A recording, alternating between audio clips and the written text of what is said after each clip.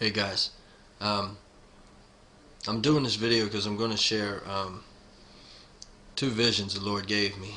He gave me a vision on the night of the 25th and 26th of this month here in November 2011. I'm going to share them with you because I feel led to. The first one was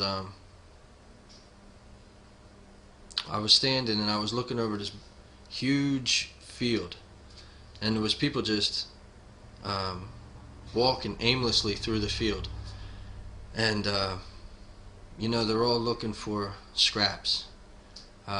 They were just looking for anything. It was potatoes, and there wasn't any full potatoes. There was, like, in some places there was just half a skin of a potato, things like that, and people were so hungry that, like, a little child went to reach for a potato, and an adult pushed him out of the way, pushed the little girl out of the way to get that piece of potato. So these people were so hungry that they would even take a piece of food away from their children.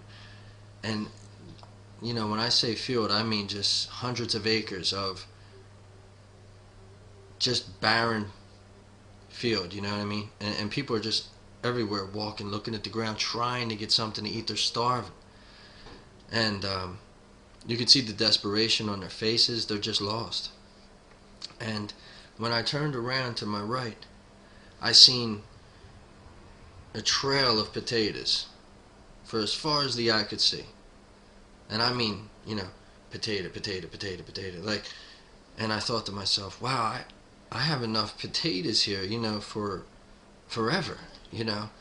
This is amazing. How is this? These people over here, they have nothing. They're scrounging. The adults are pushing over children to get a scrap. And I turn around and I see that I have, all just big, beautiful looking potatoes all the way for as far as the eye can see. And I'm thinking, this is amazing. I'm so lucky to have these, this potatoes here. And the next part of that vision is I'm back in with my old buddies in construction, and we're talking, and they're talking about things of the world, and I step in and say, because I know that they're aware of the field, they're aware of the situation, of how people are looking and starving to eat.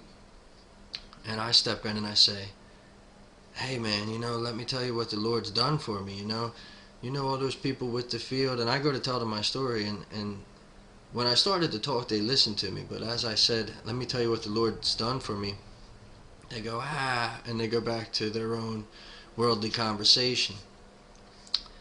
And every time I try to jump in and intercede with a story from the Lord and what He did for me with the potatoes, and how I'm not starving and I have a surplus of potatoes, I wanted to share that with them. And as soon as I'd mention anything of the Lord, they'd tell me, get out of here, and they go back to talking about the world. Now, that was that vision. And when I asked the Lord, I said, what does this mean, Lord? Because I knew it was a vision.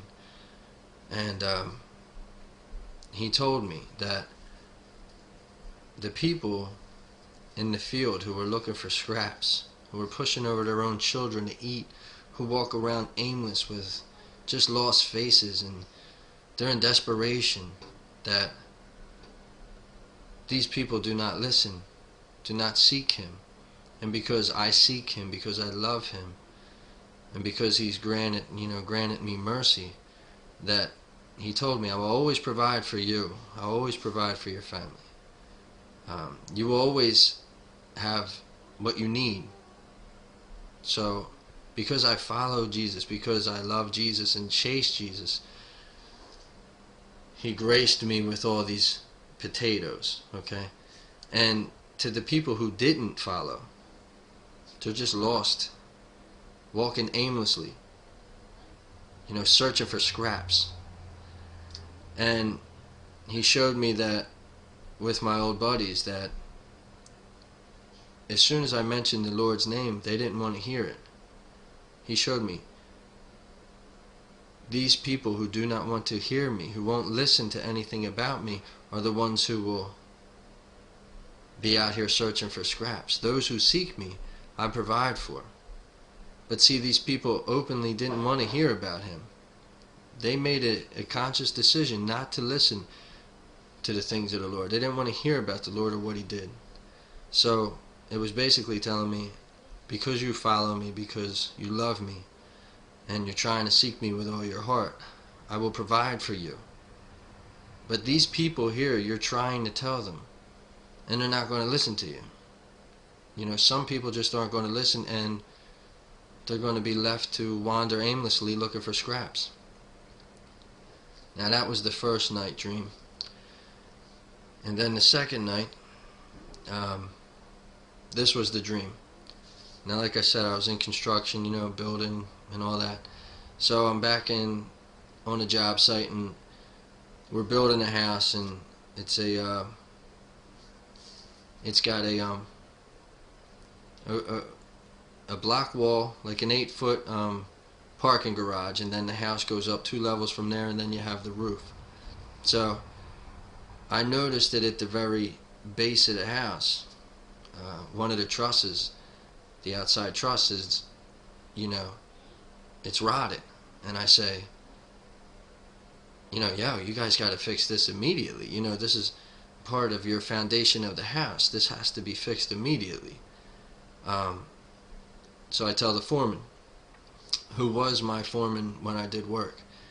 He was still the foreman in my dream. And I told him, look, this has to go. It's rotting out. He said, all right, yeah. So I told a bunch of people, you know, this has to go, this has to go, this has to go. And then a couple of days later, I look at that joist and I see it like just withering away, to the point where a guy grabbed it and like he was moving the joist, and it wasn't even